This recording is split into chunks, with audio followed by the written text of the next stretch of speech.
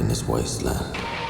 I am the one who runs from both the living and the dead. A man reduced to a single instinct.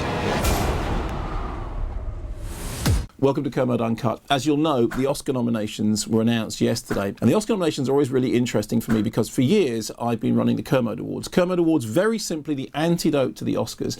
I came up with the idea ages and ages ago that it was possible to come up with a better list of winners from films and filmmakers who weren't even nominated at the Oscars. So whenever the Oscar nominations come out, I always worry about how they're going to rebound on the Kermode Awards this year. Well, I have to tell you that although there are some, kind of justified Oscar nominations, there is plenty of scope for the Kermode Awards to make the corrections. Let's look, for example, at the Best Picture category. Now, in the Best Picture category, as far as the nominations are concerned, there are some interesting contenders. We have, for example, Mad Max Fury Road, which has done very well at the Oscar nominations. Room, which I absolutely love, has been also nominated for Best Director and Best Adapted Screenplay and Best Actress for Brie Larson. So that's all good news. But what's been left out of the Best Picture category? Well, obviously, there's no nomination for Girlhood, one of my favourite films of last year, which was eligible for the Oscars. I looked it up. It was one of the 305 odd titles that were eligible for the Oscars, but I think most of the Oscar voters had never even heard of it. However, of the movies that might have made it into that list, notable omissions for Carol, which I thought was absolutely fabulous. Todd Haynes' wonderful movie, which I think has been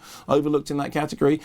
And perhaps more depressingly, Inside Out. Now, you'll know that for ages and ages I've been saying that Inside Out was the best film of the year. I thought it was actually a pretty good chance that it might become the first animated film not just to get nominated for Best Picture, but actually to win. Well, no, it hasn't even got nominated, nor, indeed, has Anomalies, which has got fantastic reviews wherever it's played. So once again, we have a Best Picture category in which there is not one single animated feature nominated, which is kind of bizarre, particularly in a year in which there was not one but two potential contenders in that category. That makes me very happy indeed.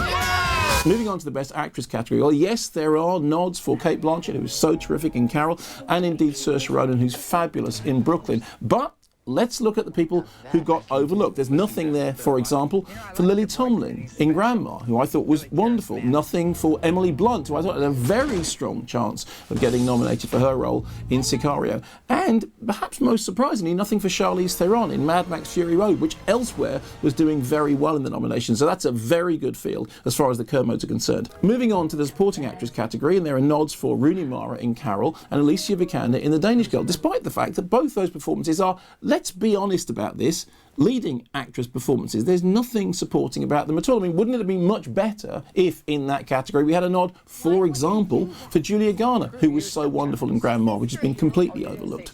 Moving on to the Best Supporting Actor category, and the most obvious omission is a nod for Idris Elba for his outstanding performance in Beasts of No Nation. Now, I talked before about how that too could be seen as a leading actor performance, although it's definitely been positioned as supporting actor performance as far as the award ceremonies are concerned.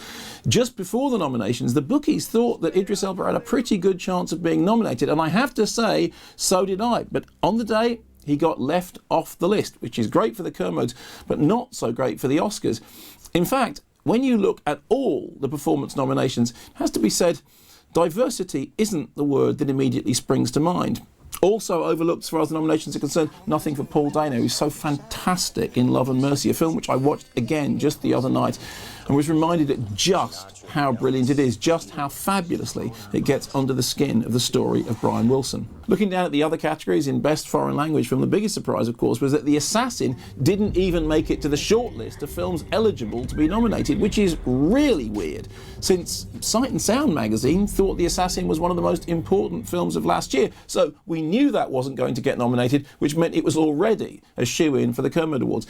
And then in the nominations for Best Director, well, there are some good things here. I mean, Mad Max Fury Road, George Miller got a nod, which is great. But looking down the list, they're all men, which is not surprising when it comes to Oscar nominations. That's kind of how it works out. But for me, Celine Sciamma, who directed Girlhood, which was similarly left off every other category, actually was one of the best directing jobs I saw last year. So, as far as the Kermodes are concerned, we're in very good shape this year. As far as the Oscars are concerned, business as usual. Good job, gentlemen. That could have been a disaster. Well, that was a disaster.